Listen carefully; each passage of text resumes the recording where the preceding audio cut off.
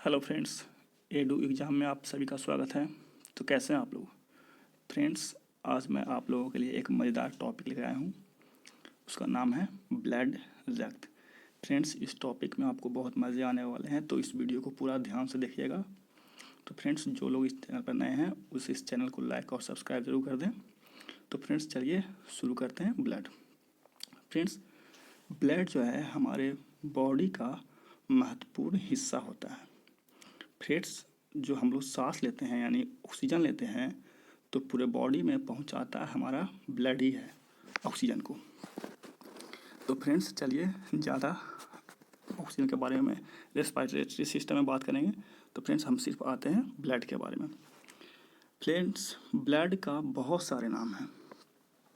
Blood को हम लोग रक्त बोलते हैं या खून बोलेंगे फ्रेंड्स इसको, या इसको रुधिर भी बोलते हैं, कुछ भी बोल सकते हैं फ्रेंड्स, सब एक ही नाम है। तो फ्रेंड्स, ब्लड का जो अध्ययन करते हैं जिस ब्रांच में, उससे हम लोग सेरोलॉजी या हेमेटोलॉजी में करते हैं। फ्रेंड्स, देखिए हेमेटोलॉजी में आपको पता खुद ही चल जाएगा कि ब्लड में हीमोग्लोबिन पाया जाता है। फ्रेंड्स, हीमोग्लोबिन, तो हीमोग्लोबिन से हेमेटो पता चल रहा है, तो हेमेटोलॉजी आसानी से याद कर सकते हैं। फ्रेंड्स, हम पॉइंट नंबर 2 में आते हैं। यह एक तरल संयोजी ऊतक है या प्राकृतिक कोलाइड है। फ्रेंड्स, आप लोग कोलाइड का मतलब नहीं समझ रहे होंगे। फ्रेंड्स, कोलाइड वो होता है जिसको, मतलब ऐसे कोलाइड को दूसरे वीडियो में बताएंगे, लेकिन फ्रेंड्स मोटा मोटी बताते हैं कि कोलाइड्स का मतलब ये होता है कि जिसको किसी चीज़ में छानते हैं और आधा हिस्सा ज़्यादा निकल जाए और छान कर कुछ कपड़े में बच जाए या छानना पदार्थ में बच जाए, उसी को हम कोलाइड कहते हैं। जैसे फ्रेंड्स, हम लोग दूध को छानते हैं तो आधा हिस्सा निकल जाता है और मलाई बच जाता है। और जैसे आइसक्रीम को छानते हैं तो उसमें कुछ बच जाता है फ्रेंड्स और आधा हिस्सा निकल जाता है, उसी को हम लोग कोलाइड बोलते हैं। तो फ्रेंड्स, चलिए पॉइंट नंबर 3 में आते हैं। फ्रेंड्स, इसका पीएच मान 7.4 होता है।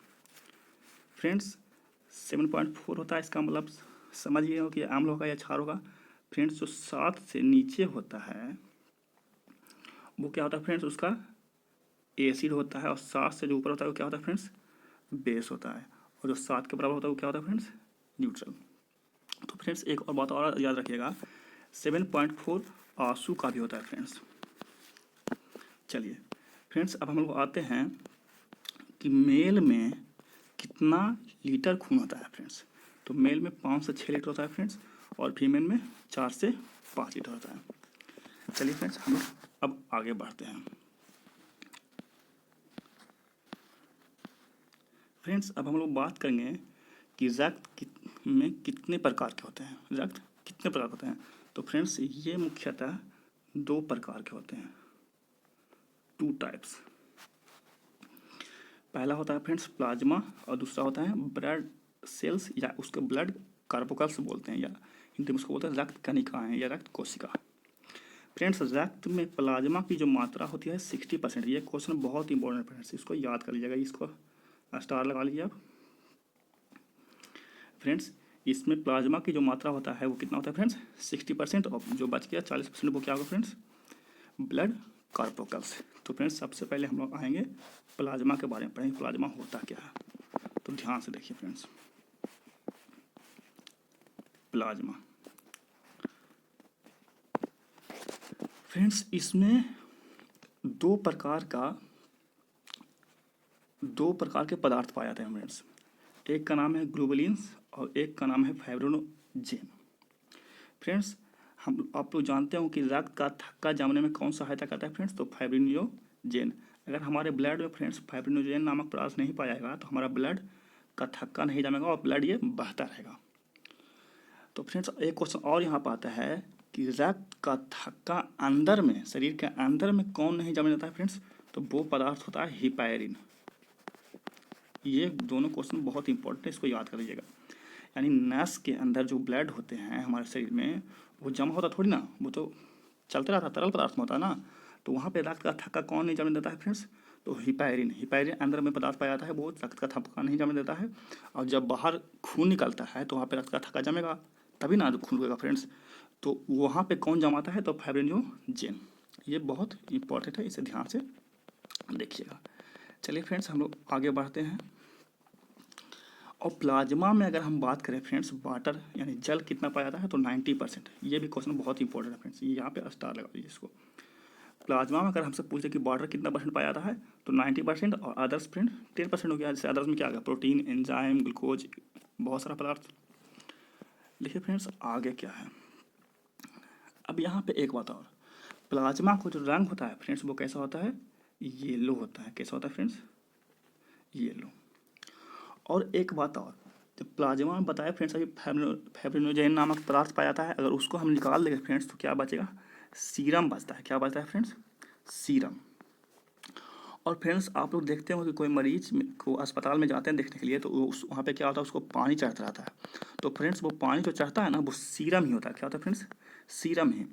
या आप लोग देखते हो कि उस मरीज में को कोई व्यक्ति, जो डॉक्टर साहब हैं, जो बोलते हैं ब्लड जांच करवाइए, तो ब्लड जो जांच होता है फ्रेंड्स, उसमें ब्लड के जगह पे सीरम ही जांच किया जाता है, जो कि पीले पदार्थ का होता है फ्रेंड्स। यानी सीरम का भी कलर कैसा होगा फ्रेंड्स, तो पीला, और प्लाज्मा का भी पीला। देखिए यहाँ पे लिखा हुआ है फ्रेंड्स, बाहर से कोई भी लिक्विड चढ़ाया जाता है वो सीरम होता है, ब्लड जांच करवाता है उसमें सीरम की जांच होता है।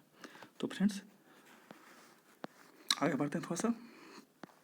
और देखिए फ्रेंड्स एक इम्पॉर्टेंट बात और, कि ब्लड की कमी से, यानी खून की कमी से आप लोग जानते हैं कौन सा रोग होता है फ्रेंड्स, इस्केमिया या एनीमिया। एनीमिया का ही एक पार्ट है फ्रेंड्स इस्केमिया, यानी ब्लड में सीरम की कमी हो जाता है फ्रेंड्स, तो ये इस्केमिया रोग होता है। और यह आयरन की कमी से होता है फ्रेंड्स एनीमिया। समझ रहे बात को, जब आपको एनीमिया होगा ना फ्रेंड्स, तो आपको क्या करेगा ना, आयरन की गोली देगा, आप बोलेगा खाइए जाके इसको। चलिए फ्रेंड्स, तो प्लाज्मा के बारे में हम लोग समझ गए होंगे। अब आते हैं फ्रेंड्स हम लोग रक्त कणिकाएँ के बारे में। तो फ्रेंड्स रक्त कणिकाएँ 3 प्रकार की होती हैं फ्रेंड्स। पहला लाल रुधिर कणिका, जिसे आरबीसी कहते हैं फ्रेंड्स, इसका दूसरा नाम क्या है, एरिथ्रोसाइट। ये सब क्वेश्चन आता है कि आरबीसी का दूसरा नाम क्या है फ्रेंड्स, एरिथ्रोसाइट। दूसरा फ्रेंड्स श्वेत रक्त कणिकाएँ, जिसको डब्ल्यूबीसी बोलते हैं, व्हाइट ब्लड कॉर्पोकल्स, इसको लिकोसाइट भी बोलते हैं फ्रेंड्स। तीसरा होता है प्लेटलेट्स, जिसको हम बोलते हैं thrombocyte. Erythrocyte, leucocyte, thrombocyte. Friends यहाँ पे ध्यान दीजिएगा कि रुधिर कणिकाएँ में जो लाल रुधिर कणिका होता है वो फ्रेंड्स 98% होता है। श्वेत रुधिर कणिका होता है वो फ्रेंड्स बॉडी में कितना होता है, 0.2%, और प्लेटलेट्स 1.8%। ध्यान दीजिएगा यहाँ पे क्वेश्चन आया था फ्रेंड्स कि रुधिर कणिकाओं में सबसे ज़्यादा मात्रा किसका होता है, फ्रेंड्स तो वहाँ पे होगा आरबीसी, लेकिन बच्चे मारते हैं प्लाज्मा, जो कि गलत है फ्रेंड्स। अगर रुधिर में सबसे ज़्यादा मात्रा पूछे तब होता है प्लाज्मा फ्रेंड्स, लेकिन यहाँ पर बोला है रुधिर के कणिकाओं में सबसे ज़्यादा मात्रा किसकी होता है, तो आरबीसी यहाँ पे मानना होगा फ्रेंड्स। यहीं पे सब गलत करते हैं। एक बात और बताते हैं, अगर नंबर में पूछ दे फ्रेंड्स कि रुधिर कणिकाओं में आरबीसी की मात्रा कितना होता है, तो लगभग 50 लाख होता है फ्रेंड्स। कितना होता है, 50 लाख। और ये 50,000 के लगभग होता है फ्रेंड्स, और ये 2 लाख के लगभग अप्रॉक्सीमेट होता है, 2 लाख। चलिए तो सबसे पहले हम लोग जानेंगे आरबीसी के बारे में फ्रेंड्स। यहाँ पे देखिए आरबीसी फ्रेंड्स, आरबीसी का रंग कैसा होता है, रेड ब्लड सेल से आपको पता चला कि रेड होता है वो फ्रेंड्स। ये लाल जो होता है किसके कारण होता है फ्रेंड्स, तो रुधिर में हीमोग्लोबिन प्रेजेंट होता है, इसी कारण वो लाल होता है फ्रेंड्स। आरबीसी का काम क्या है, तो अभी बताए थे ऑक्सीजन पूरे बॉडी में पहुँचाता है, तो शरीर के सभी भागों तक क्या पहुँचाना फ्रेंड्स, ऑक्सीजन पहुँचाना। इसका पूछते आकार कैसा होता है फ्रेंड्स, तो गोल होता है। देखिए फ्रेंड्स ऐसा इसका आकार होता है, ये गोल होगा और बीच में ये चपटा टाइप का होगा फ्रेंड्स, इस टाइप का होता है। अब फ्रेंड्स इसमें पूछा कि क्या न्यूक्लियस पाया जाता है, तो फ्रेंड्स इसमें न्यूक्लियस नहीं, यानी केंद्रक नहीं पाया जाता है फ्रेंड्स इसमें। लेकिन एक्सेप्शन में फ्रेंड्स यहाँ पे ऊंट और लामा के आरबीसी में केंद्रक पाया जाता है। फ्रेंड्स अगर आप पूछ दे कि निर्माण कहाँ होता है आरबीसी का, तो फ्रेंड्स इसका निर्माण अस्थि मज्जा में होता है। लेकिन फ्रेंड्स जब अस्थि मज्जा समझ रहे हैं आप लोग, चिकन वगैरह खाएं फ्रेंड्स, तो चिकन वगैरह के यहाँ पे बोन्स होता है, उसके अंदर में देखते हैं लाल लाल पदार्थ होता है यहाँ पे जाली टाइप का, उसी को बोलते हैं हम लोग अस्थि मज्जा। तो फ्रेंड्स अब बात यहाँ पे करें, जब गर्भावस्था के दौरान बच्चा होता है तो उसमें तो हड्डी होता नहीं है, तो फ्रेंड्स उसमें वहाँ पे आरबीसी का निर्माण कहाँ होता है, तो फ्रेंड्स उसमें आरबीसी का निर्माण होता है भ्रूण में, लीवर में। लीवर में कहाँ होता है फ्रेंड्स, लीवर में यानी यकृत में होता है फ्रेंड्स। देखिए यहाँ पे यकृत, ध्यान दीजिएगा। अब फ्रेंड्स पूछते हैं कि आरबीसी का जीवन काल कितना होता है, तो फ्रेंड्स इसका 80 से 120 दिन होता है फ्रेंड्स, यानी 120 दिन मोटा मोटी याद रखिएगा। अब ध्यान दीजिए आगे। अब फ्रेंड्स जब बोलिएगा जब 120 दिन इसका पूरा रहता है तो मर जाता है, तो क्या ब्लड कहाँ जाता है मार के, तो फ्रेंड्स वो प्लीहा में, कहाँ, प्लीहा इसको हिंदी इंग्लिश में बोलते हैं स्प्लीन, या इसको तिल्ली बोलते हैं फ्रेंड्स, वहाँ पे जमा हो जाता है, इसलिए उसको बोलते हैं ग्रेव यार्ड ऑफ ब्लड, यानी ग्रेव यार्ड ऑफ ब्लड किसको बोलते हैं फ्रेंड्स, तो प्लीहा को बोलते हैं फ्रेंड्स। अब हम लोग बात करते हैं कि इसकी कमी से कौन कौन सा रोग होता है, तो मलेरिया और टाइफाइड। देखिएगा फ्रेंड्स टाइफाइड वगैरह होगा ना तो उसको आयरन की गोली दिया जाता है फ्रेंड्स खाने के लिए। चलिए तो आरबीसी समझ गए होंगे। अब आते हैं हम लोग फ्रेंड्स WBC में, किस मतलब फ्रेंड्स WBC में, तो ध्यान दीजिए। अब WBC का नाम से ही पता चला इसका रंग कैसा होता होगा, तो श्वेत। आकार फ्रेंड्स का, इसका आकार कोई निश्चित नहीं होता, ये कैसा होता है फ्रेंड, तो अनिश्चित होता है, लेकिन इसमें केंद्रक पाए जाते हैं फ्रेंड्स। जो चीज़ में केंद्रक पाया जाएगा फ्रेंड्स उसी से उसका DNA का पता चलता है फ्रेंड्स। आपने कभी सुना है कि कोई व्यक्ति आरबीसी दे दिया है, रेड ब्लड सेल, और जो उसका DNA निकाल दो, नहीं, आरबीसी से नहीं, WBC से पता चलता है फ्रेंड्स DNA, यानी DNA चार्ज करवाना हो तो उसको WBC देना होगा। अब इसका निर्माण कहाँ होता है, तो इसका भी निर्माण होता है फ्रेंड्स अस्थि मज्जा में, यानी बोन मैरो में। कहाँ होता है फ्रेंड्स, बोन मैरो में। इसका जीवन काल 4 से 5 दिन होता है फ्रेंड्स, उसके बाद खत्म हो जाएगा। दिन गलत लिखा हुआ है, इस टाइप से होगा दिन। अब इसकी भी मृत्यु होगा तो ये प्लीहा में जाकर संग्रह हो जाता है फ्रेंड्स।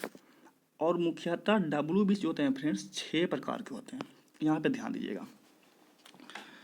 पहला होता है एंटीबॉडी, दूसरा लिम्फोसाइट, तीसरा मोनोसाइट, और चौथा न्यूट्रोफिल्स, पांचवा एसिनोफिल्स, छठा बेसोफिल्स।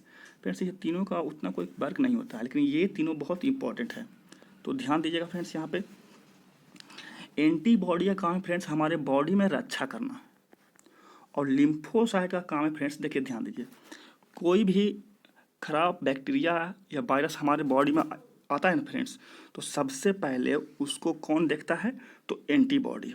जब एंटीबॉडी देखता है तो ये कुछ करता नहीं है, ये जाके तुरंत T सेल को बताएगा कि लिम्फोसाइट देखो यहाँ पे एक वायरस आया है, तो लिम्फोसाइट बोला कहाँ आया है, तो उसको जाके लिम्फोसाइट T का होता है फ्रेंड्स, इसलिए T सेल बोलते हैं, उसको वहाँ जाकर वो मार देगा। तो फ्रेंड्स लिम्फोसाइट का काम होता है मारना। जब बैक्टीरिया वायरस जो आया जो मर गया, तो फ्रेंड्स अब जब मर जाता है तो वहाँ से उसको खाली कौन करेगा फ्रेंड्स, नहीं तो वहाँ पे गंदगी हो जाएगा, फिर से बीमारी हो सकता है। तो फ्रेंड्स मोनोसाइट जो है वहाँ पे जाकर उसको खा जाता है। तो फ्रेंड्स यहाँ पे ध्यान दीजिए, एंटीबॉडी का काम है सिर्फ कोई खराब पदार्थ शरीर के अंदर प्रवेश किया तो उसको बताना, मारना T सेल का काम है फ्रेंड्स, और खाना सबसे बड़ा जो होता है मोनोसाइट का फ्रेंड्स। और होता क्या है ना कि जब HIV वायरस होता है फ्रेंड्स तो लिम्फोसाइट ही खत्म हो जाता है, इसलिए व्यक्ति को मरने की आशंका ज़्यादा हो जाती है। फ्रेंड्स आगे बढ़ते हैं। अब हम एक पॉइंट यहाँ पे याद रखिएगा कि RBC और WBC का जो रेशियो होता है फ्रेंड्स 600 रेशियो, ये क्वेश्चन बहुत इंपॉर्टेंट है, एग्जाम में आता है। तो चलिए फ्रेंड्स अब हम लोग आते हैं प्लेटलेट में। फ्रेंड्स प्लेटलेट्स का भी निर्माण अस्थि मज्जा में होता है, लेकिन इसमें न्यूक्लियस नहीं पाया जाता है फ्रेंड्स। इसका जीवन काल 3 से 5 दिन होता है, और इसका कार्य है फ्रेंड्स रक्त की थक्का जमाने में मदद करता है फ्रेंड्स, और इसी कमी से डेंगू होता है। तो डेंगू को देखे होंगे, जिसको हो जाता है फ्रेंड्स उसको क्या कहता है ना कि कीवी खाओ, बकरी का दूध पियो, गिलोय पियो, तो ये ठीक हो जाएगा। तो फ्रेंड्स अब ध्यान दीजिएगा यहाँ पे एक बात, सॉरी। तो फ्रेंड्स आशा करते हैं कि वीडियो आपको अच्छी लगी होगी। तो फ्रेंड्स इसको ज़्यादा से ज़्यादा शेयर कीजिए अपने दोस्तों के पास, इसको लाइक और सब्सक्राइब जरूर कर दीजिएगा। अगर फ्रेंड्स आपको और ज़्यादा डीपली इसको जानने हैं तो इसको कमेंट करके बताइए, हम और अगली वीडियो में आपको बताएंगे। तब तक के लिए धन्यवाद।